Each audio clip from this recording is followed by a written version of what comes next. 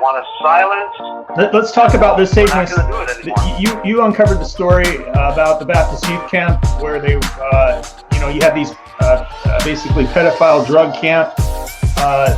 You kind of have a pretty good knowledge about that. Can you go into a little bit about what update? Hang on 1 second though, because there was one other point I wanted to make. Okay, sure. Go to that. Okay. And that was that in 2020, this whole big pandemic supposedly started in Wuhan, China, from a bat. Yeah, supposedly. And it jumped to a person, and wouldn't you know it, and never before in U.S. coin history have we had a bat on our coins. But in 2020, the Washington Quarter, P&D Mint, suddenly had a bat showing up on the reverse of the coin. I mean, this is another evidence that this is a pandemic, that these people knew there was going to be this whole big story about the bat and the virus, and lo and behold, they put the bat right on the coin. I mean, this is what the Illuminatis do, the Freemasons do. They love to tease us and put the stuff right in front of our eyes, and people don't connect the dots. Yeah, absolutely. It's kind of like they put it in your face, and then if you don't see it, then they've gotten away with it, because in their mind, they've given their fair warning that, hey, this is what we're up to, and if you don't see it, that's up to you, but we put it in your face, and therefore we warned you in a way. And I like to see details, and that's what I saw at Windermere. I lived there for 18 months, and I started seeing all kinds of strange things going on in the camp.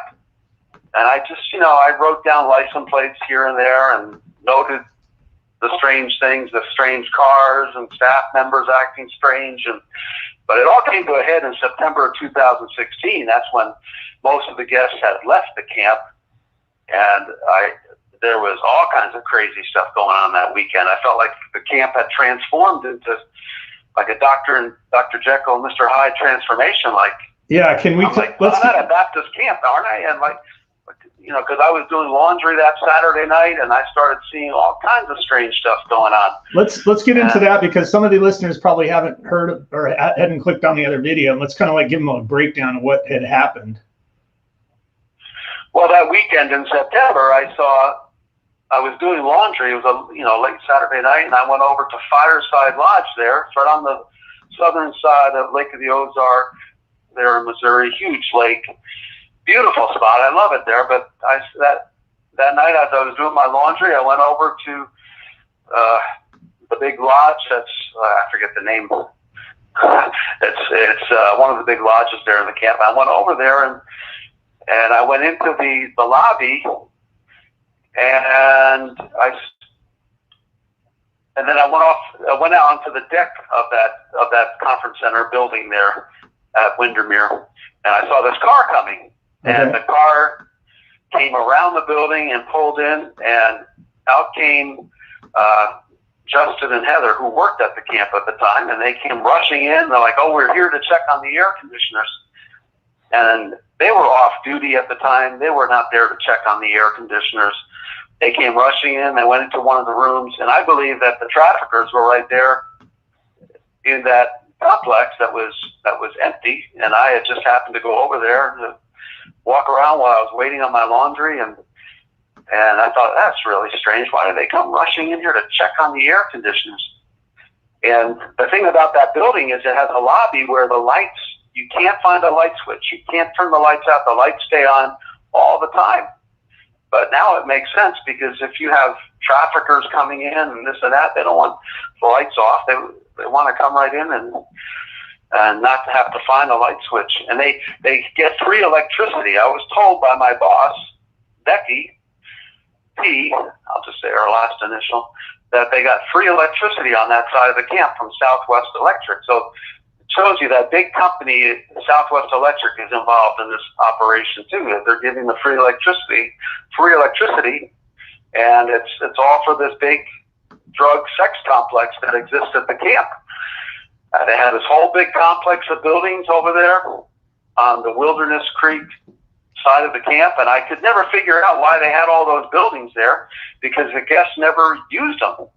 I just, at the time when I was volunteering there with the plants, I just figured they had overbuilt So I had even told the president of the camp, John Bailey, at the time, I said, John, you should let the government know that you have all these buildings. You can house people there. And his response to me was, believe me, they know about us. Believe me, they know about us. Wow. At the time, that didn't make sense to me. It's like, what do you mean, how do they know about us? But now I know that this is a CIA operation that's embedded in the camp, with the drug trafficking, the sex trafficking, and the men paying to come in to have sex with the teens and children. And I was able to figure all this out after I fled the camp. But what happened was I saw all these suspicious things going on in the camp. Even the next day, I saw strange things.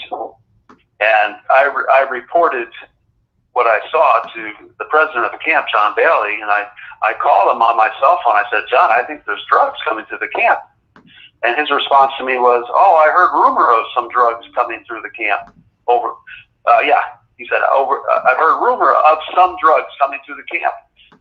And we had a very short conversation.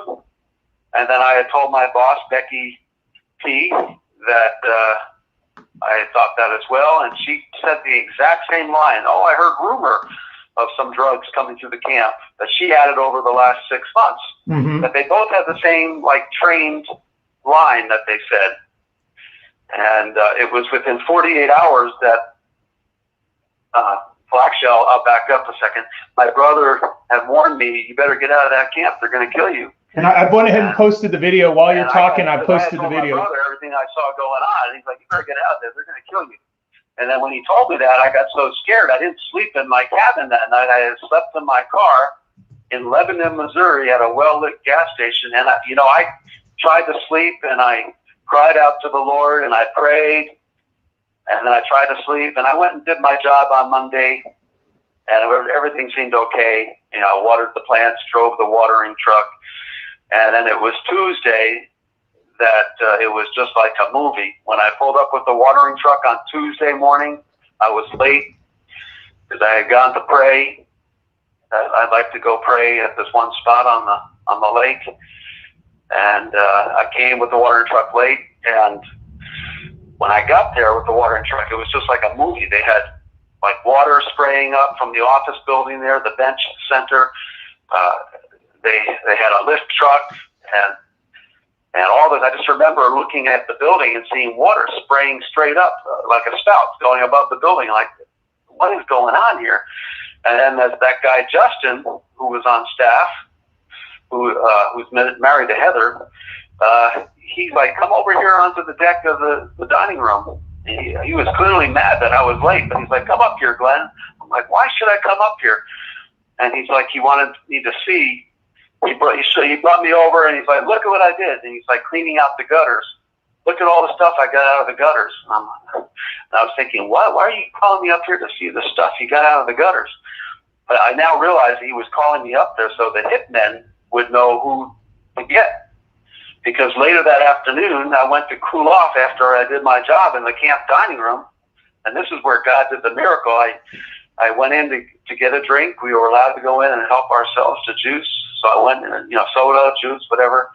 And I went in to cool off. I got my grape juice. But it was dark in there. I'm like, it's never dark in here. But I sat down anyways, way over in the corner. And it was just moments later that these two men came in wearing red polo shirts. And I looked over and I could see them because they were on the side of the dining room that had some light. But they couldn't see me because I was over in the darkest corner. And the big guy had arms like a gorilla. He swung the kitchen doors open, the back kitchen. He didn't go in really, but he kind of just leaned in, looked back and forth to see if anyone was there. And then the smaller guy took out his flashlight and started walking towards me and shining the light around the dark dining room to make sure nobody was around. So I went under the table as he was coming towards me.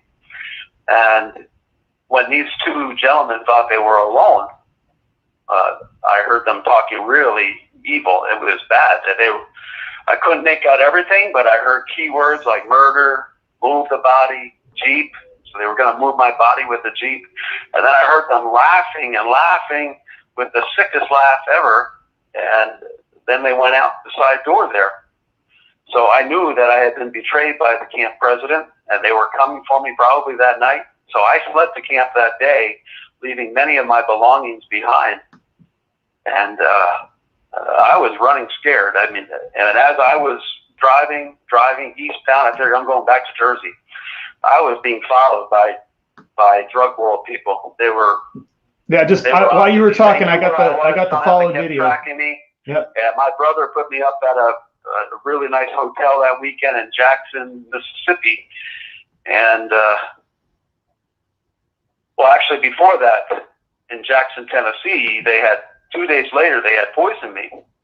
I survived the hit attempt, the first hit attempt, which was a poisoned banana. They must have broken into my car and injected the banana that I left on the front right passenger seat there. And I had been poisoned. I cried out to the Lord, and I couldn't even get over to the hotel phone. But God gave me the strength to get over to the phone after I cried to him. I said, Lord, you saved the Apostle Paul when he was bit by a poisonous snake. You can save me. Because I was shaking, hunched over a chair, ready to collapse to the floor. I couldn't make it to the phone. But God gave me strength. I got over there, and I picked up the phone and called down to the hotel staff person and said, I need medical help. And they got an ambulance there, and they got me to the hospital, and they found really high levels of lactic acid and chloride in my blood, extremely high levels of chloride. Yeah. So they tried to take me out, but God's on the throne. He's greater, and he saved my life. And there's been other attempts on my life since I fled Windermere, about 5 or 6 major attempts, because they don't want this story getting out. No. They don't want people to know what's going on at this camp. It's part of the Pizzagate. Can you give me an update as far as what has transpired on the fall? You've had some episodes since the last time we had that video about people following you. Kind of like, can you lead into some of that? Oh yeah, just within this past week, I've been followed, and they're using these high-tech Army weapons devices, which they shoot from their vehicles. And I'm really tired of it, but I see them doing it. They pull up on the side of you, and then they point their little device at you, and then they speed on past, or they just speed on past and do it.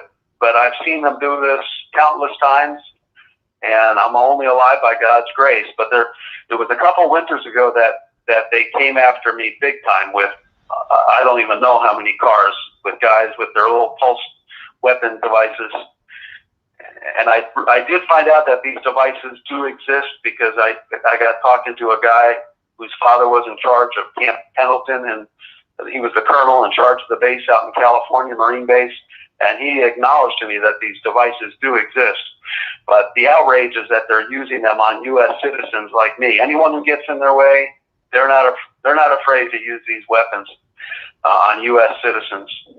You know how they work, I'm not sure. But that one day, a couple winters ago, they must have had scores of cars with the men with their pulse devices. And the next day, my kidneys were affected, and I was brought by ambulance to the local hospital up here. And they did show that my kidneys had some signs of stress because I had been hit so hard. And they did the exact same thing this past summer when I was coming back from Missouri. I had to go see my Lyme doctor out there. And on the way back to Vermont, I was ambushed. And there was a whole big group, and they came after me really hard. I went to the ER that night because I felt like someone had hit me on the back of the head. And but of course, when I got to the ER and explained everything, they didn't believe me. They don't know anything about these pulse devices, and so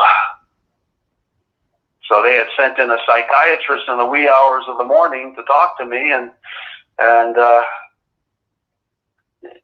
got more scared of that whole event than I think the people ambushing me with their pulse devices. See, Glenn, you don't want people to think you're crazy, then have yourself locked up in a no, Glenn, you're not crazy.